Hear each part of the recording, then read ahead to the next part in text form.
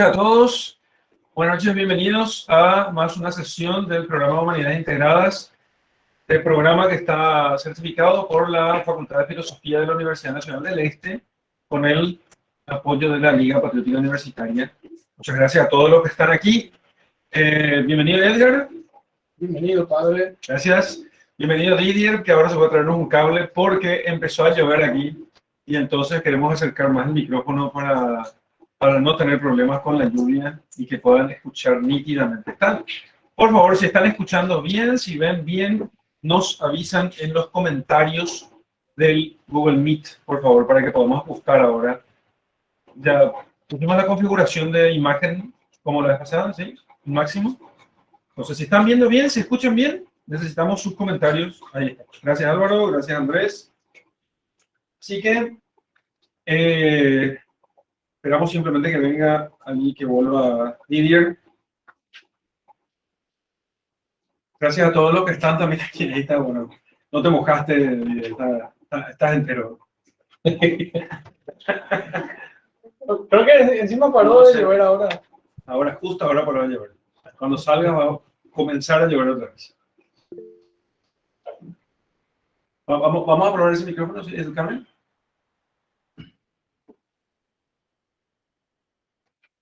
Vamos a probar, ¿sí? Entonces, sí.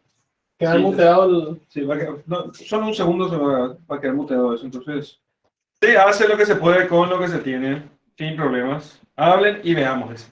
Está bien. Bueno, ok, entonces ya está. Nos quedamos y si escuchan un poco de la lluvia, no pasa nada. Bueno, entonces, bueno, muchas gracias a todos por estar esta noche.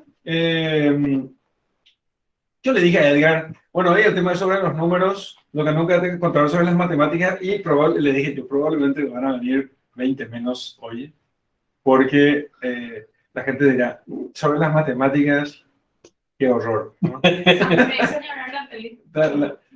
Claro, si vieron la película, están enamorados de la matemática. Están enamorados de las matemáticas, ¿no? Pero no entendieron hay un detalle muy interesante en la película. Hay varios, pero de por sí la historia de alguien que sale de la miseria, ¿verdad? Para introducirnos en el tema, y se sobrepone y prácticamente queda para la eternidad, para la posteridad de los hombres, por lo menos. Sí, eso genera inspiración, sí. Es que está muy buena y muy bien lograda la película y muy fidedigna. Lo que pasa es que ustedes son unos ositos. Pero bueno, a mí también me encantó. A mí también me emociona, me emocionó. Es que la película está hecha para eso. Claro. Tiene que tener su elemento que emociona. Si no, no vende eso. Si no, no vende. Pero sí. Vamos a comentar sobre el tema siguiente. Lo que quiero terminar de decir es que dije yo que van a venir menos hoy porque el tema de los números y las matemáticas es como que no interesa. Y entonces recordó Edgar que justamente los temas más arduos son los que tienen que movernos más, porque si algo no entiendo es justamente eso es lo que necesito. Si entendiera bien, si lo manejara con soltura, entonces es porque no lo necesito, ya lo tengo incorporado. Y generalmente solemos querer leer cosas o estudiar cosas que no son fáciles, pero son justamente las que menos necesitamos. Exacto. Y es un ejercicio, además, probablemente algunos sí ya tienen la vida hecha, digamos, o la vocación o la profesión, nunca más va a escuchar de este tema, pero le puede pegar de rebote a los hijos, en la vida. Yo creo que inclusive la forma de ver y de entender el mundo respecto de esta ciencia muy interesante que bueno, cada uno tuvo su experiencia de chico. Y ese es el trauma, ¿verdad? Entonces, algunos eligen la carrera universitaria, inclusive es muy común, ¿verdad? ¿Cuál es la que no tiene matemática, verdad? O menos la segundo, tercero de secundaria, ¿verdad? Este no tiene matemática. ¿Cuál tiene menos matemática? Derecho, ¿verdad? Entonces, bueno, después posiblemente por misericordia Dios suscita amor ahí, entonces uno se enamora. Este es leído nomás. Sí. Este es leído nomás y ahí ya dejamos la cuestión. Pero también es cierto que ese problema que solemos apuntar y que los profesores del IHP americano apuntaron en su momento, esta compartimentalización excesiva de las materias, hace que uno termine odiando no solamente las matemáticas, sino todas las otras materias, y uno se pregunte, ¿y esto para qué sirve? Eso, ¿para qué sirve esto? Y el profesor te sale con una respuesta. Y bueno, para la cultura, mi hijo, si no, ¿de qué vas a conversar cuando seas grande? No sé si le dijeron los profesores. Yo recuerdo hasta ahora el rostro de la profesora que me dijo eso y hasta ahora digo así, ¿de dónde le sacó semejante respuesta? ¿No? Sí. ¿Qué tiene que ver para conversar? O sea, que voy simplemente para poder conversar de algo. Claro, hoy yo utilizaría la misma expresión, pero en un sentido mucho más rico que simplemente ponerme a hablar con alguien y hablemos de tal cosa, de una reflexión fina. Sí, mira, o el tema de las mismas matemáticas, ¿no? Que no, como son profesores solamente de matemáticas y no entienden otras cosas, entonces uno termina odiando. No fue mi caso porque yo sí me decanté por materia, por una carrera de matemática que fue análisis de sistemas, porque tenía bastante matemáticas. Sí, sí, sí. Aunque después dejé eso. Se Bueno, nota, se nota padre, porque es padre. porque No, soy- claro, es locura. Que nadie y me, más lo entienda. y me parece muy malo que hoy entiendo, después de las artes liberales, entiendo que parte del problema es que las humanidades se toman como opuestas a las matemáticas. Exacto. Sí, sí, sí. Parte del problema es que las humanidades se toman como opuestas a las matemáticas. Hay toda una cultura universitaria. Lo confieso mis pecados públicos. Yo sigo sitios de Instagram que generan memes graciosos. Entonces, una página, una de las que recuerdo se llama Ingeniería de Presión, que está en portugués. Entonces, son memes de ingeniería y de todo ese mundo que a nosotros, a mí particularmente al estudiar esa carrera, ese mundo mecanicista y sí, materialista, ¿verdad? me rodeó, pero con sus dramas, ¿verdad? Estos días hablaba con el padre, ¿verdad? Qué sé yo, exámenes como que Pedro tiene un pirulito y a partir de ese pirulito calcular la masa del sol, le decía. Wow. Entonces, cosas así. Y también hay canales, y confieso que a veces me causaba mucha gracia, que canales que decían, bueno, que comparaban a los universitarios de humanas y de exactas, ¿verdad? Esos rótulos, que son obviamente graciosos, pero que encierran en el fondo, hay un problema de fondo muy grave Muy respecto grave. de eso. Sí, justamente. Y bueno, y la idea hoy es entender para qué sirve el trinomio cuadrado perfecto. No, mentira. Vamos a hacer algunos cálculos. Eso sirve para terminar el colegio. Sí, Eso no. bien, sí. Bueno, entonces yo elegí, aquí ya me quedé corto y de imaginación para los poemas, para los mitos. Claro, podíamos usar algunos anteriores. Inclusive yo creo que recomendé en una de las sesiones la lectura del Timeo, ¿sí? Que también va a flotar de vuelta, que va a salir a flote, porque la idea es justamente hablar de otro aspecto que es más poético, como alguna vez yo les habré, o habrán algunos escuchado que yo mencioné, que las matemáticas son otra forma de poesía. Y hoy vamos a completar, ¿verdad? Son la forma más perfecta de la poesía, ¿sí? Pero para eso tenemos que entender qué son los números realmente y un montón de para poder entrar en ese mundo, ¿sí? Y elegí una película interesante. Yo soy fanático de ese tipo de películas. Tengo un amor, inclusive a ese mundo más arduo de estas ciencias, desde chico. Entonces, siempre fui fanático de este tipo de películas y del arsenal de mi biblioteca que tengo. Elegí esa porque me parece sumamente interesante la historia que es la historia de Srinivasa Ramanujan, ¿sí? Que es este matemático hindú que tenía cosas súper interesantes dentro de la película, ¿sí? Que en realidad es su vida, ¿sí?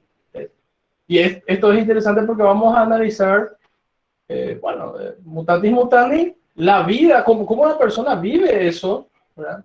Y encima una persona profundamente religiosa, por supuesto no cristiana, y cómo eso, o sea, realmente su vida es mitológica en este sentido, ¿sí? Su vida mito, se volvió uno con el mito. En ese sentido, Ramanujan, y probablemente nunca lo hubiesen analizado así, y que él es como un eco de un mundo pitagórico que también fue perdido, ¿sí? Cuya noción perdimos. Bien, ¿les parece si conversamos, empezamos? Empezamos. Bueno, podemos hacer obviamente una reseña y barra biografía de Ramanujan, ¿sí? Que es un matemático indio que nace en el finales del siglo XIX, ¿sí? Bueno, no termina inclusive en estos puntos es interesante, no termina pierde una beca para la universidad, era muy bueno en las cuestiones numéricas y se dedicaba netamente a este tipo de ciencia. Entonces, perdió la beca porque dejó de estudiar las otras materias, o sea, era un poco indisciplinado. Entonces termina cayendo, además, en una miseria, ¿sí? Porque obviamente ese talento impresionante le abre puertas, pero que de vuelta se cierran por un sesgo ya que tiene él, por esa obsesión que tiene con los números. Entonces queda vagando y viviendo una vida miserable, bueno, alrededor de los 20, 21, 22 años, y es contratado en una oficina de contabilidad. Él perdió la beca para una universidad en India. Sí, ¿no? de India. Yo no recordaba, ahora que decís. Sí, bueno, entonces él era una persona que no tenía una educación formal que podríamos llamar nosotros hoy, ¿sí? Bien, entonces él va haciendo algunos trabajos, algunas aportaciones o algunos descubrimientos, los anota y no hay nadie que es capaz de entenderle en su pueblo, que se llama Madras, que significa el reino de los estúpidos, ¿sí? Entonces, porque hay una cosa que está muy marcada también en la película que yo le comentaba al padre, que era la cuestión de las castas, ¿sí? Entonces era una zona era una zona, y me hacía recordar a este pasaje que decía, y tú, Belén, ciertamente, como... Era lo más importante de la ciudad. Sí, bueno, obviamente con todo lo que eso implica, pareciera ser que Madras, donde el pueblo natal de Ramanujan, ocurre esto. Bueno, él intercambia luego con un matemático británico, Gottfried Hardy, intercambia correspondencia donde este otro le descubre prácticamente. De hecho, él lo escribe después en un libro que se llama Apología de un matemático, ¿sí? Que su descubrimiento mayor fue haberle descubierto a Mr. Ramanujan, al señor Ramanujan. Bueno, él se traslada después al Trinity, que era el centro, digamos, por lo menos del desarrollo científico, del desarrollo de la ciencia en este aspecto del mundo, ¿sí? Y empiezan a trabajar en varias áreas de las matemáticas, ¿verdad? Alguno que tiene un poco más de preparación que otro, probablemente hubiesen entendido la trama allí, el film, iba contando un poco, ¿verdad? Teoría de números, probabilidad estadística, cálculos, con varias áreas. Entonces, lo interesante es que el señor Hardy era ateo, ¿sí? Y Ramanujan era profundamente religioso. Y entonces él decía, hindú, sí, obviamente. Sí. No, era hindú. Religioso, obviamente él también vegano, no comía carne, ¿sí? Todo lo que implica el culto que tienen ellos, ¿sí? Otra cuestión es que él decía que Namagiri, que era una diosa a la cual era muy devoto, él le dictaba las fórmulas o los teoremas en su cabeza o en sus sueños, y que él como que los veía. Entonces es algo muy impresionante, obviamente que nadie puede penetrar de modo directo, digamos, a la mente. Lo que queda es el testimonio de cómo él llega a eso, porque había un problema, que él, algunos de los teoremas que él escribía o que enunció en sus cuadernos, en sus anotaciones, no sabía cómo demostrarlos, ¿verdad? Eso era muy impresionante, ¿sí? Entonces ahí habría un abanico de interpretaciones, o efectivamente era una divinidad lo que colocaba eso allí, o ocurría algo allí. Entonces elegí esta película justamente por esa cuestión enigmática, porque nos va a ayudar a entender otros aspectos del número y de cómo el número, digamos, es el símbolo perfecto o el mejor símbolo por el cual podemos entender el mundo, ¿sí? El universo, el cosmos, ¿sí? De la mano de Platón y de Pitágoras. Entonces, allí radica justamente la idea y al final tratar de explicar por qué, por lo menos una tesis inicial, por qué Ramanujan decía que Navagiri le inspiraba las fórmulas en su cabeza. Porque hay una situación allí muy interesante. Porque él no siempre tenía como estas visiones o ¿cómo se llama cuando parece que alguien te habla? Alocuciones. Locuciones internas, Sí. visiones. Bueno, a mí me parecía que Ramanujan no tenía locuciones, sino que tenía como visiones intuitivas. Sí. Visiones intuitivas. Bueno, pero Epifanía sería de Dios. Y justamente el tema es que las matemáticas no tratan de, ese es el tema. Las matemáticas no tratan de lo divino, que es inextenso por naturaleza, ¿no? Sino que trata de lo que tiene, del continuo, de la extensión, ¿no? Entonces, es el número de lo que tiene partes divisibles. Bueno, entonces, pero él tenía o sea, le ocurrían estas cosas en un entorno particular, ¿verdad? O en el templo, o en su habitación, como muestra el film, la película, delante del ídolo, ¿sí? Delante del ídolo. Entonces, él rindiendo culto allí. Entonces, Rezando. Sí, rezando. Entonces, esa es la idea. Y obviamente vamos a usar las categorías aristotélicas, o en este caso, del manual que el padre nos trae, que van a tener que ver justamente con un aspecto del número, pero hay otras cosas que yo voy a me tomé la libertad de mirar a través de Platón y Pitágoras, ¿verdad? Y que en este punto, obviamente, Platón es eminentemente neopitagórico, ¿sí? Bien, y ahí entonces para hacer el resumen del film, ¿verdad? Yo no sé si ustedes quieren empezar algo, pero si no, se va a tornar un... No, quiero comentarles sobre el tema de la película, que a mí, cuando yo he visto hace rato, sí, me gustó muchísimo porque la primera materia que yo di en el seminario, que enseñé en el seminario, fue cosmología, a partir de la física de Aristóteles. Entonces tomé el texto de la física y lo íbamos comentando con los alumnos. Y entonces lo primero que yo he visto, primero que evidentemente no es que estos dioses, que tendrían que ser falsos dioses, estén hablándole a Ramanujan, pero Ramanujan tenía, me parece, por lo menos en lo que yo veo en la película, porque no es un libro sobre su vida, una película siempre es el resumen del resumen del resumen, ¿no? Claro. Lo que él tiene es una especie de visión intuitiva de la realidad cosmológica, de la realidad material. ¿Entendés? Porque eso es lo que tiene, visión intuitiva. La intuición es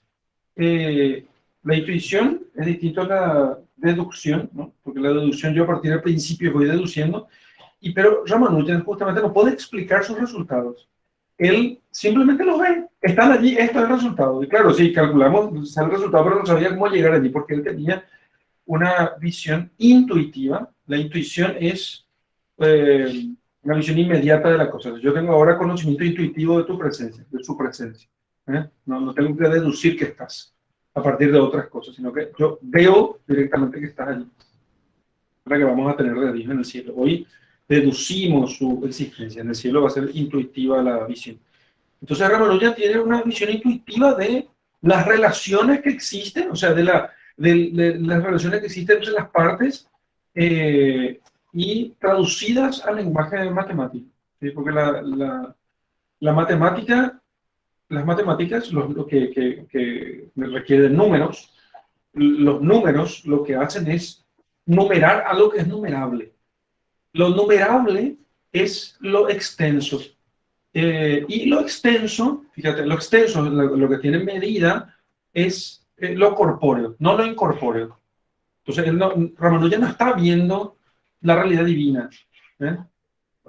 Aunque en la película el editor le pone el hombre que conoció el infinito, ¿verdad? Entonces, me parece más una cosa de... No sé cómo es en inglés el título, pero bueno, en castellano queda así una cosa medio comercial, ¿verdad? Pero, y claro, probablemente, como...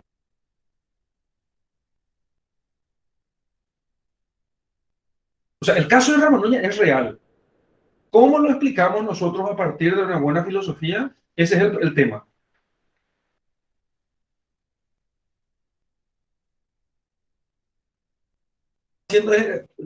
Dios él está viendo a Dios más o menos, ¿verdad?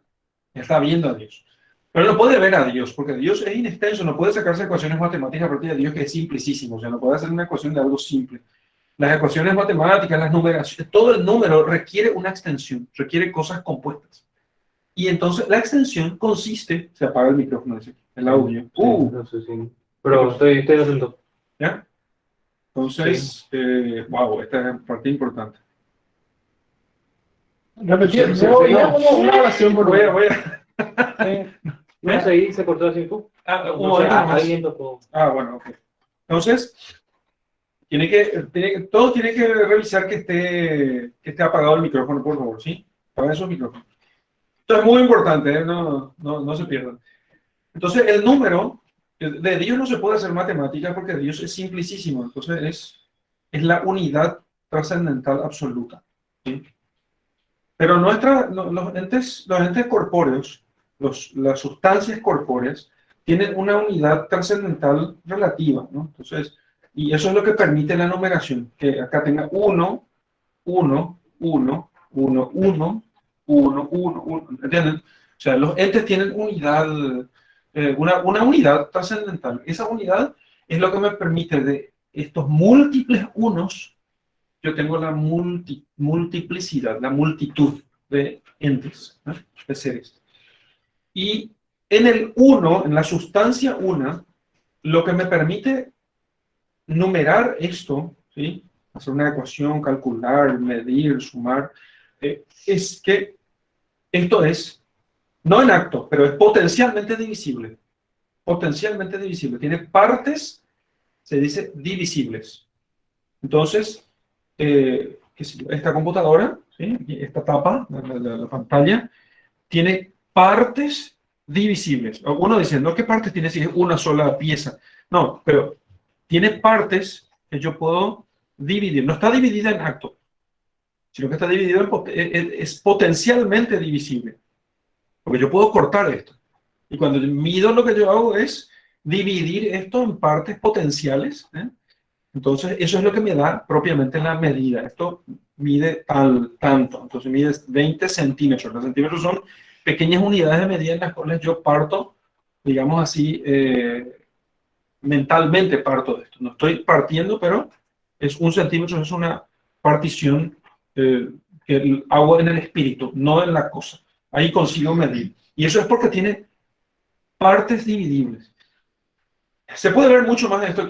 Cito de todo lo que estoy diciendo, lo pueden encontrar tanto en el tratado así, digo, lo que yo leí en cualquier manual de filosofía, aquí trajo él, el de Wallace.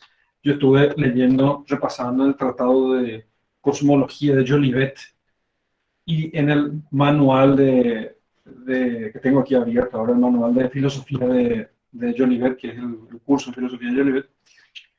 En la parte de cosmología. Empieza el tratado de cosmología con la cantidad.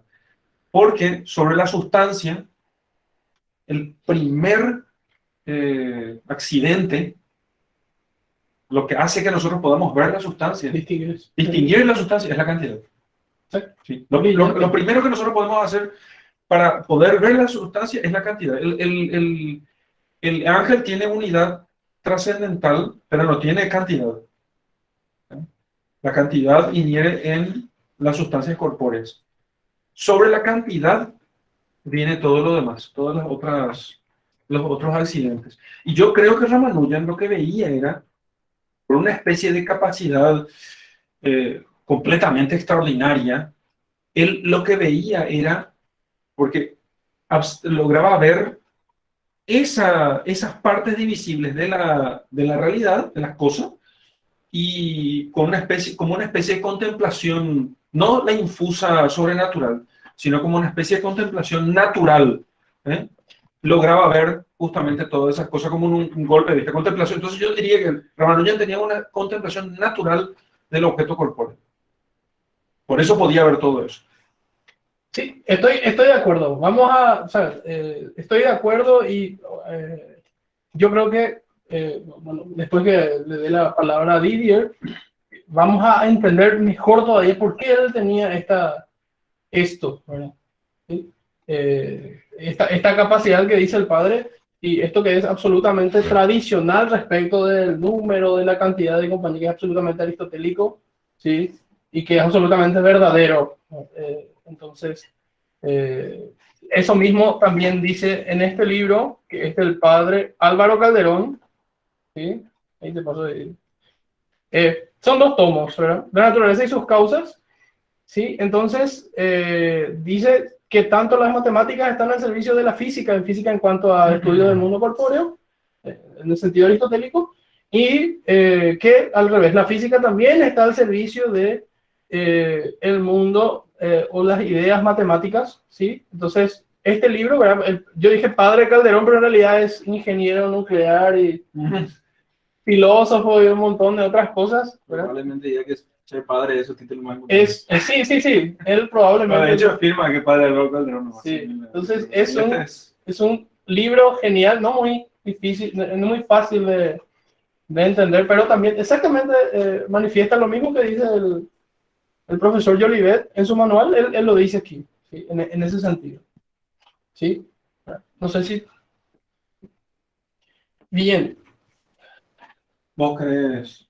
¿O estás hoy como Dante en el... ¿Cómo nos dijo?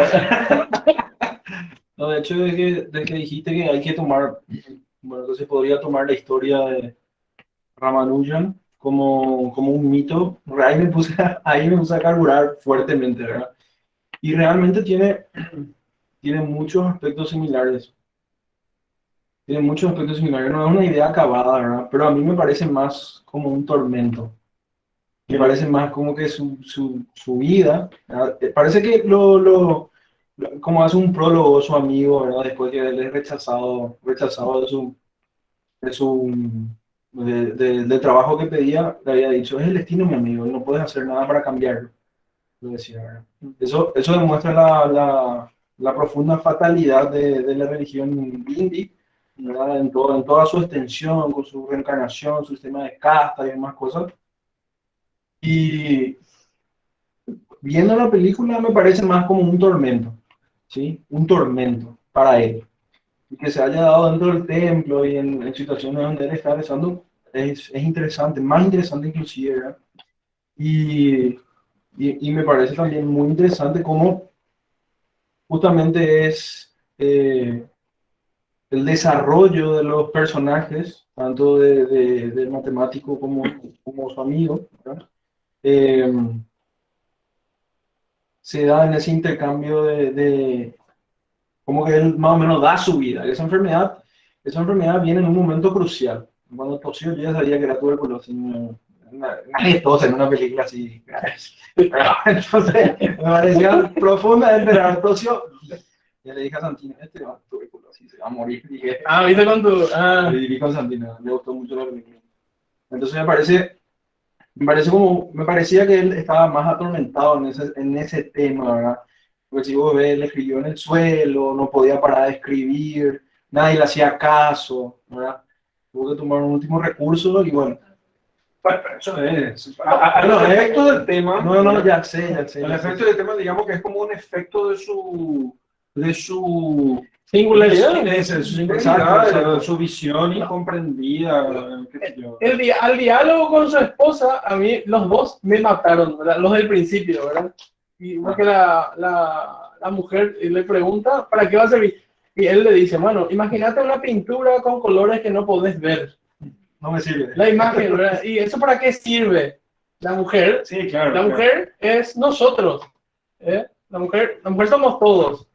Respecto de las matemáticas, ¿verdad? Y él le dice, me temo que para vos no significa nada.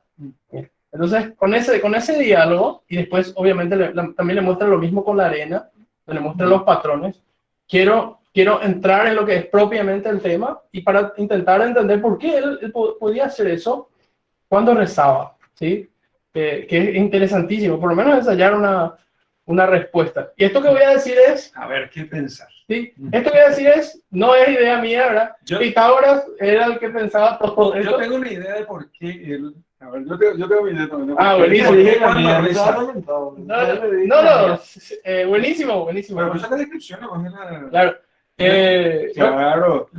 Pero, vos sí que... Bueno. Bien, entonces, voy a empezar diciendo que obviamente toda nuestra educación, inclusive de los más grandes expertos en el área de la ciencia numérica, doctores de matemáticas, físicos, que la usan como herramienta, maestros, en general, casi el 99.999%, por ponerlos numéricos, de la sociedad piensa o fue educada en los números, en el aspecto... ni siquiera correctamente en el aspecto que dice el padre, porque con el aspecto que dice el padre, de eso de que nos ayuda a entender la cantidad, eso indicaría que teníamos muy buena metafísica, pero estamos inclusive disociados de ese aspecto que es un aspecto cuantitativo del número, ¿sí? Pero para Pitágoras, el número no tenía solamente un aspecto cuantitativo, sino tenía otro aspecto cualitativo, que es el mitológico y el poético, porque el cálculo viene de piedra, ¿verdad? Que usaban piedras para contar, para relacionar pesos, medidas, ¿sí? Cantidades. Eso después se transfirió como base, obviamente, del comercio y todo, las monedas, todo, ¿sí? El cálculo es el que está más asociado, el cálculo y la física, en el sentido aristotélico, son los que están más asociados con este sentido cuantitativo del número, que es muy interesante y en general muy útil para nosotros. Pero, y este es el sentido más prosaico de la cuestión. El padre recién explicaba que yo podía mentalmente dividir aquí la tapa del computador infinita. Bueno, eso se llama cálculo infinitesimal. Fue, digamos así, descubierto o desarrollado por Leibniz y Newton en general, ¿sí? Que es algo útil y sirve, funciona, ¿sí? Pero sigue siendo un aspecto, a pesar de que tiene fuertes elementos metafísicos como la división en el infinito, sigue siendo cuantitativo, sigue siendo contar. Y hay un aspecto que es cualitativo. Y en ese aspecto, porque nosotros tenemos que entender qué es el número realmente. Y el número es una idea, ¿sí? El número es una idea, ¿sí? Y una idea, entonces se puede expresar de modo concreto, cuantitativamente, pero también de modo poético, o sea, de modo prosaico, los cálculos, las reglas del álgebra en general, pero hay un sentido que rescata a Pitágoras, que es un sentido poético, ¿sí? Y que es el que nos sirve para entender el mundo y del cual todo está embullido. Él, por ejemplo, Platón, que lo rescata, dice que el demiurgo justamente quiere crear el mundo muy bello y lo crea uno con él. Entonces, nosotros, por ejemplo, al analizar la teogonía de Hesíodo, decíamos que en el principio estaba el caos. Y nosotros entendíamos que el caos es, o sea, básicamente desorden, ¿verdad? Pero también representa la unidad, ¿sí? La unidad como es lo único que había, ¿sí? Lo único que había era caos, ¿sí? Entonces, la unidad es, o el uno, es símbolo de unidad, en un sentido poético. Después, el dos, dice un autor más contemporáneo, el 2 es símbolo. ¿Qué simboliza el 2? ¿Te referías a Mario Ferreira? No, sí, Mario Ferreira dos Santos. El 2 simboliza división, ¿sí?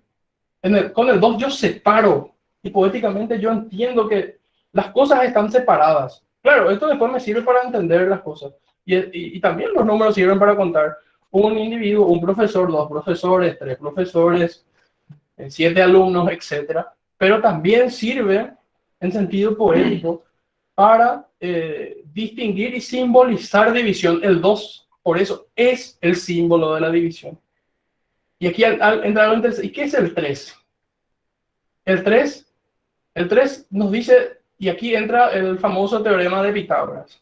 Porque el teorema de Pitágoras lo que a nosotros nos enseñan es probablemente, si tu profesor de matemáticas fue muy bueno, te enseñan que el cuadrado de la hipotenusa es igual a la suma del cuadrado de los catetos. Ahí, profesor brillante. Otro probablemente te enseñó que a cuadrado es igual a b cuadrado más c cuadrado. Está un poquito más abajo, ¿sí?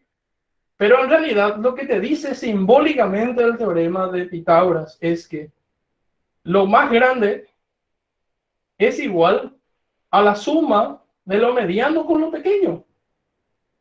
¿Sí? Es la suma de lo mediano con lo pequeño. O sea, es una relación mucho más profunda, mucho más poética y mucho más normal, mucho más común. ¿Sí? Y también el 3 para nosotros los cristianos, y el 3 dice que es equilibrio. ¿Sí? Entonces, ¿por qué? Bueno, el Padre del Hijo, por ejemplo, si hablamos de la Trinidad, y podremos hacer, gracias a San Bernardo, es un libro un poco polémico. Parece heterodoxo. Parece, Pero es heterodoxo. sí, San Bernardo, un numerólogo. El numerólogo. Sí, en portugués, de un... Este fue de- Don Bernardo Bonovich, que fue abad cisterciense aquí en Curitiba. sí. Sí. ¿Ahí no estamos contigo?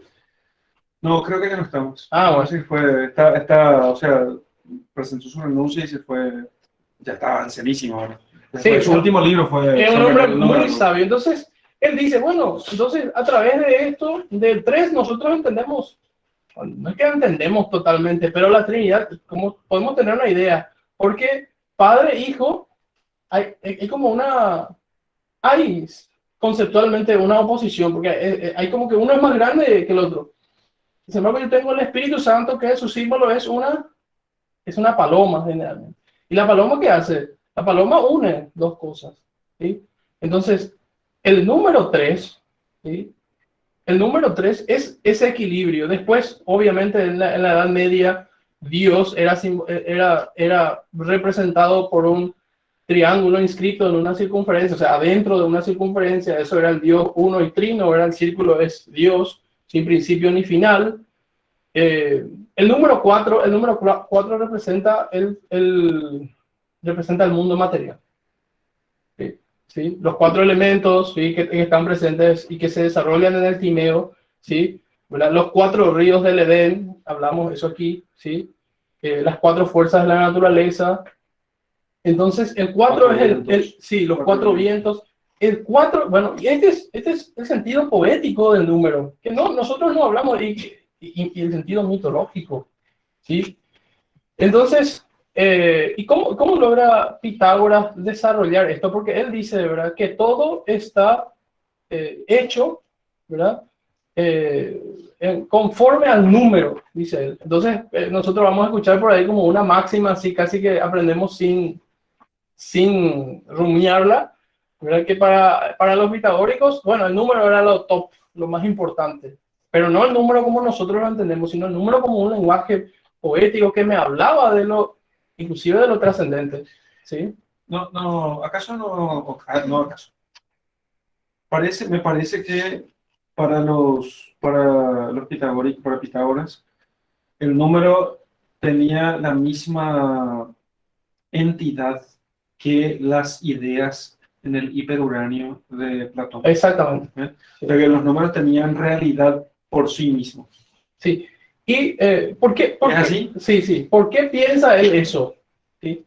¿Por qué piensa él eso? Él en realidad, su biografía es muy incierta, pero lo que dicen es que él, y le conocemos como un matemático y que es el dueño del teorema, del cual probablemente no tiene nada que ver, que fue en realidad desarrollado por los egipcios, pero él estudió con los egipcios en la escuela de los geómetras, ¿sí? ¿Y qué eran los geómetras? Los geómetras eran los sacerdotes del dios Tot, que era el dios que daba la medida, ¿sí? En Egipto. Sí, que contaba y que medía el tiempo, él se hizo iniciar en ese culto, digamos, del dios Tot, que todos los años estos sacerdotes geómetras tenían que replicar con los números la acción de la creación. ¿Y cuál es la acción de la creación con los números? Dividir. Era todo, también en el mito egipcio, todo al principio era agua y todo era una unidad. Y en esa unidad, ¿sí? En esa unidad surgían las divisiones. Entonces, ¿qué es lo que ellos tenían? Agricultores y el río Nilo se inundaba y cuando volvía a su cauce natural quedaba como una especie de barro negro que mataba todos los cultivos y además los confundía entre ellos, no había límites. Entonces los geómetras replicaban la acción divina, de cierto modo, midiendo de vuelta los campos. Dividiendo los terrenos, sí. ¿Sí? Por eso geómetra, el que mide la tierra, ¿sí? Y medían otra cosa más, porque también tenían que ver con la justicia. ¿Y cómo los números van a tener que ver con la justicia? Porque cosmos es orden, y los números son orden, ¿sí? Todo sistema numérico, ya sea si estamos hablando de un sistema que es poético, porque la poesía también, para tener belleza, debe tener orden, como si estuviéramos hablando de los números naturales, etcétera, ¿sí? Tiene orden, requiere un orden. Entonces, también estaba la diosa Maat, que también era una diosa egipcia, ¿sí? Y entonces, es famosa la imagen de que en Egipto, el dios Anubis ponía el corazón de una persona cuando moría en una balanza y al otro lado ponía una pluma, que era la pluma de la diosa Maat, que era la diosa de la justicia, pero también la diosa del orden, representando un orden en un plano numérico, digamos así, inmaterial. Después, Pitágoras termina, él también creía que el cuerpo se sana con orden. Evidentemente, estamos hablando siempre todavía del plano muy natural, ¿sí? Él, por ejemplo, creía que un enfermo se curaba por una especie de efecto espejo al ponerle en exposición con el orden de la creación, ¿verdad? Y para eso, claro, medicina y compañía. Claro, de hecho lo que nosotros hacemos cuando curamos a una persona es restaurar el orden, ¿sí? Y aquí quiero introducir en el otro aspecto. Bueno, no, muy lejos de los pitagóricos no estamos. Sí, hoy te dicen 5 gramos de paracetamol, 20 gramos de no sé qué. Esa es una parte. Los números naturales, que son los números que nos sirven para contar, dar dosis, lo que se te ocurra que podemos medir en este mundo, era para la gente común. Lo esotérico, o sea, la hermandad pitagórica se reservaba un conocimiento solamente para ellos, para unos pocos iluminados, igual que la secta agnóstica. Y de ahí viene... ¿Sí? Y allí, etcétera. bueno, allí viene algo muy interesante, que él decía, bueno, que estos pocos iluminados, Pitágoras se dio cuenta que él, de algo que se llama la música de las esferas, que también es muy asociado con Pitágoras, ¿sí? Que es lo que yo creo que Ramanujan podía ver, ¿verdad? Porque él dice, ¿cuál es la música de las esferas? La música de las esferas, bueno, las esferas celestes están allá, estamos hablando de la bóveda celeste, en realidad no generan música, ¿sí? No hay música allá, hay orden, ¿sí? Ellos ven, verán una estrella está siempre en determinado tiempo en un mismo lugar, o sea, todas esas cuestiones astronómicas, ¿sí? Entonces, hay unos números que ellos llamaban trascendentes, ¿sí? Y estos números trascendentes eran los que, digamos, le llevaban a la persona y eran como, en ese sentido, los números eran como los dioses griegos. De hecho, me parece, y le parece también a algunos autores, que el hermetismo de los hermanos pitagóricos era justamente para no ser acusados de paganismo. Ellos eran interrogados y algunos se les mataba, y ellos no revelaban las enseñanzas que ocurrían en la hermandad pitagórica. Sí. ¿Eso en qué época es? Sí, en la época de Pitágoras. 7 siglos antes de Cristo. Ah. 7 siglos antes de Sí, Cristo. iba a decir eso. 3 o 4, 300, 400 años antes de Platón. Sí. Entonces, ellos tienen una... Era considerado uno de los 7 sabios, ¿eh? sí, de los 7 sabios Sí. griegos. Entonces, esta visión que ellos tenían del mundo, de los números trascendentes, que eran solo para unos pocos iluminados, ellos tenían que entender, bueno, ¿cómo era la música de las esferas celestes? La música de las esferas celestes, bueno, la música de las esferas celestes, decía Pitágoras, es el silencio. Y eso parece contradictorio, ¿sí? Pero también Pitágoras es muy asociado con las escalas musicales, que no son las mismas de ahora, que sí se las debemos, o por lo menos el sistema musical como lo conocemos hoy, ¿verdad? Ya afinado, se debe a la clave o clave bien temperado, que es la época que fue desarrollada por Bach, ¿sí? Antes de eso había otra forma, inclusive, y había algo que se llamaba coma pitagórico o decimal pitagórico. No estaban las frecuencias musicales divididas equidistantemente como están ahora respecto de la frecuencia.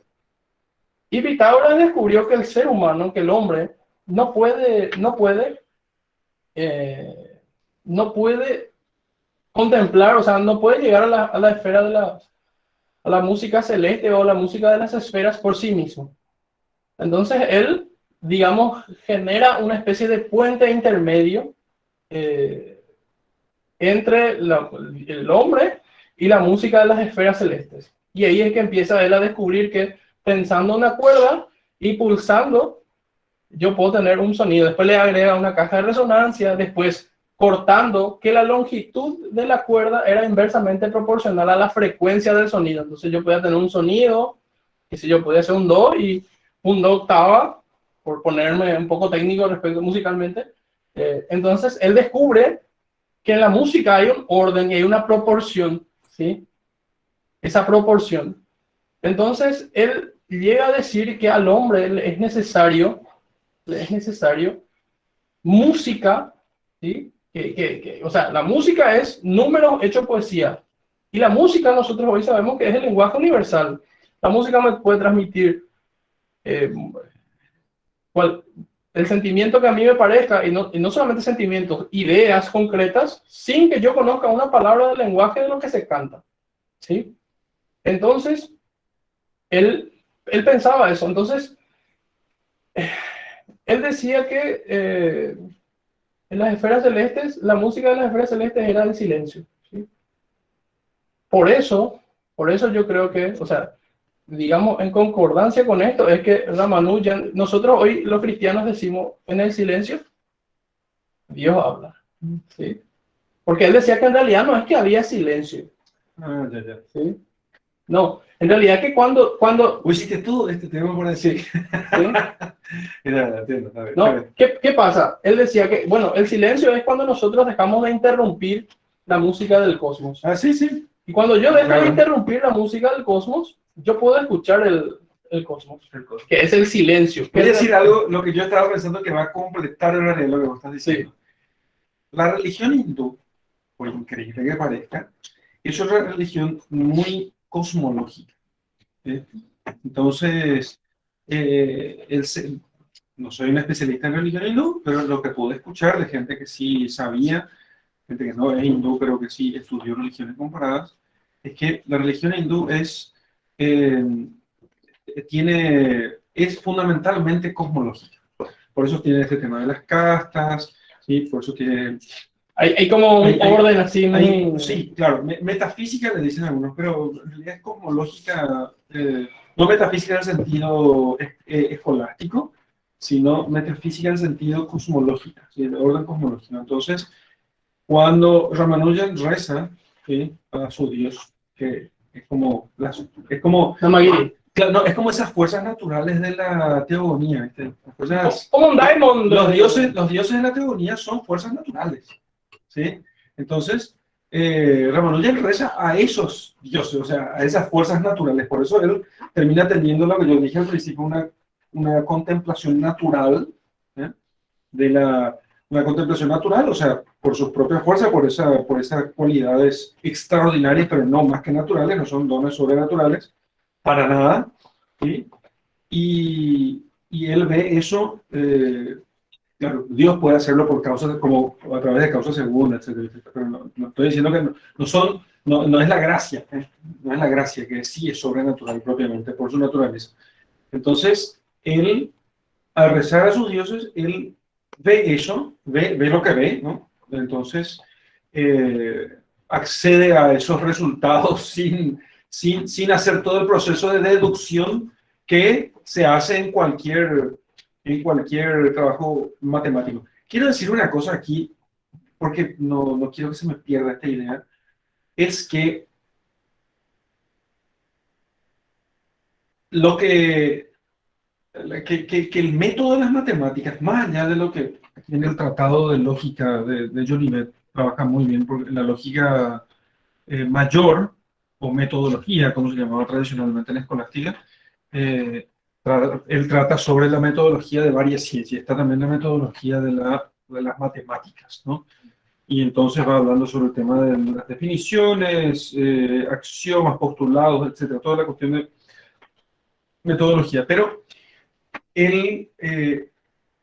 las matemáticas tienen que enseñarse un poco al modo como Ramanujan vio todo eso, ¿sí? El modo poético. Modo poético, no, fíjate, si vos entras en las matemáticas directamente el primer día de clase, bueno, esta es la fórmula, ¿verdad? ¿Qué es lo que se hace generalmente? Acá está la fórmula, y vos decís, ¿y de dónde vino esto?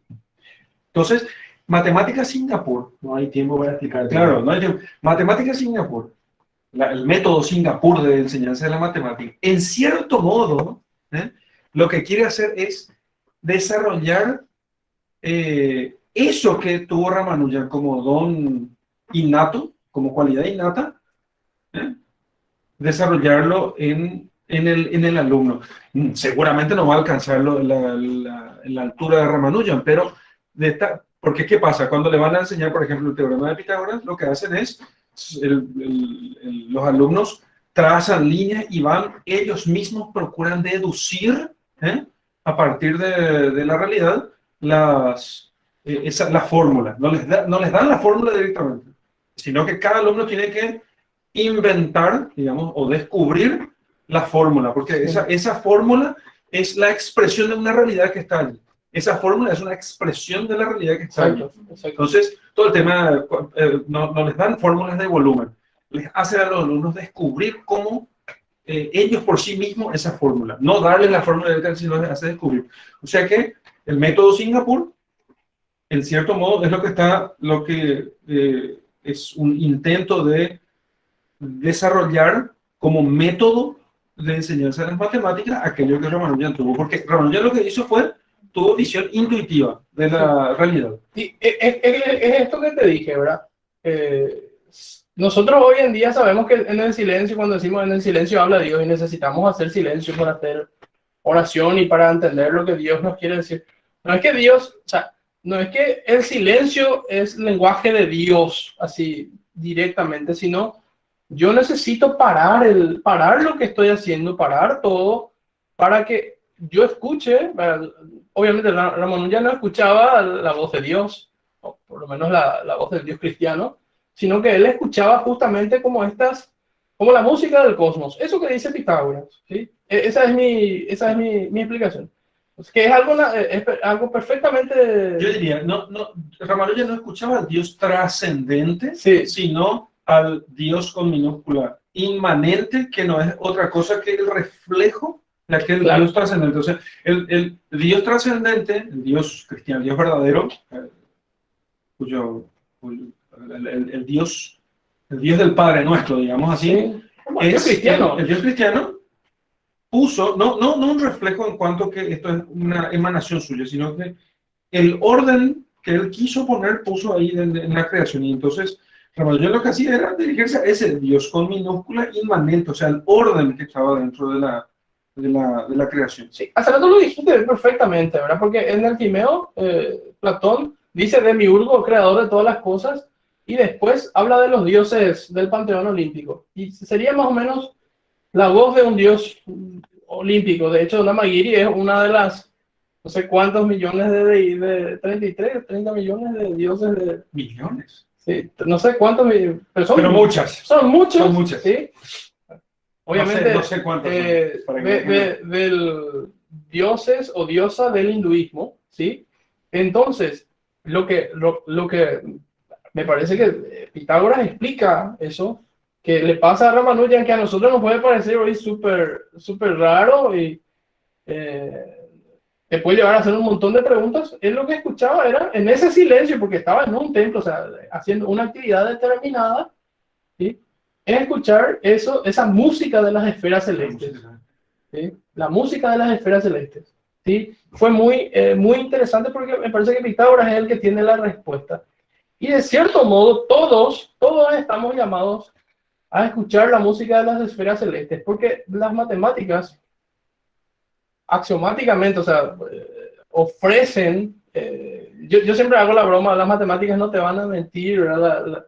No te van a engañar, no te van a traicionar, ¿verdad? Como sistemas de ideas fijas, obviamente no es cierto, ¿verdad? Porque nosotros somos personas, nos relacionamos con gente, o sea, estamos, para eso es este valle de lágrimas, ¿sí?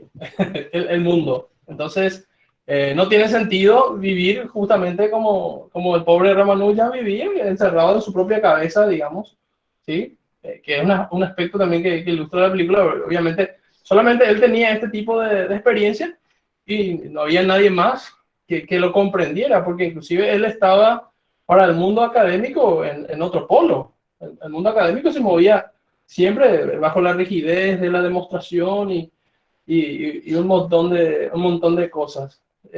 Inclusive en la película le colocan a Bertrand Russell como un personaje cómico y le dice bienvenido a nuestro pequeño asilo, ¿verdad? Como de locura. Entonces, ese es, me parece que el fenómeno que ocurre con Ramanujan, que lo logramos explicar con alguien de 7 siglos antes de Cristo, como lo es Pitágoras, que él ve que las matemáticas son esta poesía, que están allí. Y lo que decía el padre, el método Singapur es como un intermedio, no es este método poético, porque para mí, desde mi perspectiva, para ser un método poético, la enseñanza de las matemáticas tiene que tener música, ¿verdad? Porque la música es el lenguaje, digamos, universal que está dotado, digamos, impregnado de los números. Por eso es que nosotros, hoy en día, cuando perdemos en los ritos, perdemos la música sagrada, ¿sí? Que ya no tiene las mismas características de antes, que simplemente yo tengo gente de buena voluntad cantando una música ya cada vez más, digamos, más material, digamos, ¿sí? Más mundana, ¿verdad? Unos chicos cantando una música en el templo católico, por ejemplo, ¿sí? Que en nuestro caso, yo tengo un desprendimiento, o sea, esa música no es igual a ese silencio que yo necesito, que yo hoy puedo, el cristiano sabe que en el silencio habla Dios. Entonces, una música más parecida al silencio, o que está al servicio por lo menos del texto sagrado, que me va a llevar a la contemplación de Dios, como es el canto gregoriano, por ejemplo, un canto litúrgico magnífico, ¿sí? Que no es silencio, pero que me prepara para ese silencio, ¿sí? Y además que está ubicado en la liturgia católica de un modo que permite el silencio y después permite como que en cada momento de ese sacrificio que es la misa, elevar el alma, digamos, o introducir al alma en el misterio y abandonar el alma ahí en el silencio para que Dios hable, actúe, sea comido, como es el caso de la Eucaristía. Entonces, en este sentido, nosotros por eso perdemos, y tiene mucho que ver hablar de números y de música, porque son la misma cosa, transmitida en un lenguaje poético es lo mismo, ¿sí? Y el método de Singapur lo que va a hacer es ponerse en intermedio. Digamos que el método Singapur es lo que hace es que los chicos odien menos a las matemáticas. Sí, porque permite a través de experiencias concretas, pero todavía mundo material, no todavía mundo prosaico, todavía prosa, todavía formas, pero por lo menos de modo más ameno. Pero es que justamente si... Pero todavía no hay poesía aquí. Todavía, entonces está como un intermedio, digamos así, desde la visión de Pitágoras. El método Singapur está en el medio y después está el método, entre comillas, de siempre que todos conocemos y bajo el cual todos fuimos educados. El método matemático con el que todos fuimos educados. O sea, hola chicos, ¿cómo están? Aquí está la fórmula. Memoricen, Sí. ¿no? Es racionalista, ¿no? Es como pensar que nosotros somos solamente lo cartesiano, ¿sí? Somos solamente espíritu o pensamiento, y entonces podemos tener esas fórmulas allí delante y ya con eso nos basta para poder entender. Pero empezar por los sentidos y a partir de allí abstraer, abstraer lo que hay de formal en lo material, ¿no? Porque la materia no está informe, la materia tiene una forma. Y empezando por los sentidos con los cuales tomamos contacto nosotros con los entes corpóreos, que son los entes pasibles de matematización, ¿sí? Entonces, a partir de los sentidos, nosotros podemos abstraer su divisibilidad, que es propiamente lo que se da en las matemáticas. Había algo que vos dijiste que yo dije, no estoy de acuerdo con esto. Y no me acuerdo. Bueno, Yo quiero entender cómo es el sistema Singapur y cuál es su objetivo. Si uno llamara a los números de una forma poética, ¿sí? La poesía sí o sí requiere música, una melodía y sus golpes y su concordancia y demás cosas. El método Singapur lo que hace realmente es enseñar las matemáticas como un lenguaje, ¿sí? Así como vos tenés lenguaje hablado que luego se transmite a la gramática y tiene ciertas reglas, donde está el objeto o lo real con su significado y con su símbolo, con las palabras y los números, eso es lo que se enseña en la matemática Singapur. No solamente los números y la matemática como un ente de razón pura, que es justamente 1 más 1 es 2, ¿sí? Sin la conexión real. Vos sabés que los números nosotros los podemos percibir, pero necesitan ser asignados a cosas individuales para que se pueda evidenciar la naturaleza de cada cosa y la naturaleza de los números. Entonces, justamente es eso lo que se evita. Se evita solamente postularlos como entes de razón, sí. que es la última tendencia hace los 300 años, ¿verdad? De agarrar y postularlo como ente de razón, lo único que el hombre puede conocer a través de la pura razón. Y si te dan un banco, puede construir un montón de cosas que no tienen relación, pueden o no tener relación con las cosas materiales.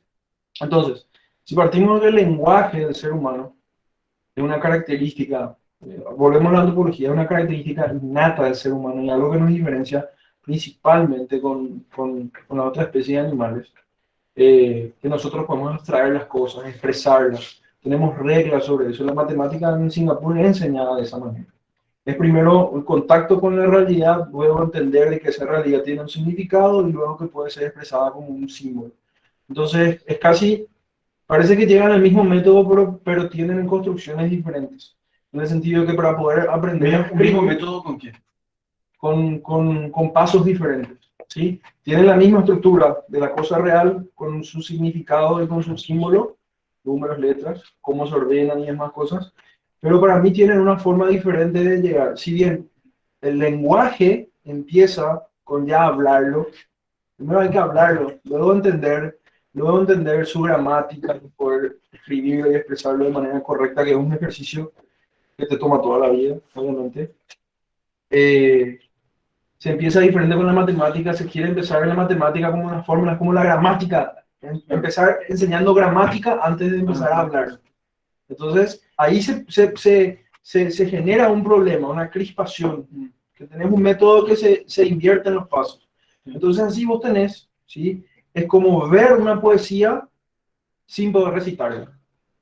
¿Entendés? Esto que dijiste Es ver una poesía sin poder recitarla. Vos no podés escuchar la melodía, vos no podés ver la rima, no podés, podés dividir las sílabas, podés hacer un análisis morfológico, sintáctico, todo, pero no podés escuchar. Exacto. ¿Entendés? ¿Qué pasa? Nosotros, este sistema, esto es clave lo que dijiste, nosotros somos víctimas de mutatis mutandis de la idea cartesiana, ¿verdad? Que, claro, para Descartes, las ideas claras y distintas eran digamos, las que bastaban para conocer las cosas, ¿sí? Entonces, por eso él decía que la ciencia por antonomasia, o la ciencia más pura, eran las matemáticas, pero él entendía todavía las matemáticas como algo plenamente, en ese sentido aristotélico, plenamente cuantitativo. Fíjate que en la antigüedad, porque nosotros no somos los primeros que filosofamos y pensamos en los números y en la cantidad y en lo que eso representan respecto de nuestra vuelta, o sea, la eternidad, el infinito y todo ese tipo de cosas antes los números eran letras. Entonces, la gramática y digamos, el sistema decimal que nosotros usamos hoy para contar y para hacer nuestras cuentas era lo mismo, ¿verdad? En todo en el, y corrígeme en esto si me equivoco, en el hebreo, ¿sí? En el hebreo es una letra, en Egipto era una letra, o sea, el número y la letra eran lo mismo. Y era un valor numérico cada letra. Sí. Y en todas las culturas anteriores, ¿sí? Porque lo que nosotros usamos es arábico, ¿sí? El sistema decimal deriva de un sistema arábico, pero ya eso es muy moderno, por así decirlo, en un sentido. Antiguamente, por eso sostengo, ¿verdad?, que las matemáticas o los números son poesía, porque antes eran palabras y representaban relaciones. Ahora, aunque es poesía, ¿sí? Aunque las matemáticas sean poesías del ente corpóreo extenso, pongámoslo así, ¿te parece? Sí, no solamente, hay, por ejemplo, la idea del infinito. Porque bueno, el infinito que el infinito... La idea del infinito, el indeterminado. Yo uso esas expresiones en el mundo matemático, ¿verdad? Esa es una parte, esa es la parte del cálculo. Pero eso, sí, bueno, pues justamente, sigue siendo una cuestión potencial acerca de lo extenso, acerca de lo mesurable.